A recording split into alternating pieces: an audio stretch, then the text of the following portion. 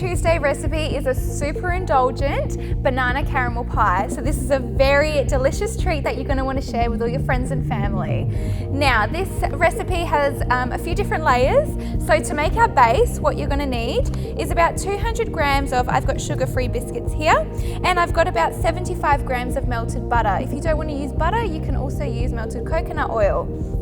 Now to make the base, we're going to blitz our cookies in a food processor until they resemble a breadcrumb, and then we are going to add in our butter to make it nice and sticky, and then we're going to press that into our prepared pie tin and then pop that in the freezer to set. While that's setting, we are going to use 3 bananas and thinly slice them to about 1 centimeter slices. We are then going to melt our caramel. So this is a pre-made caramel, but you can also make your own. So I've got about 430 grams here.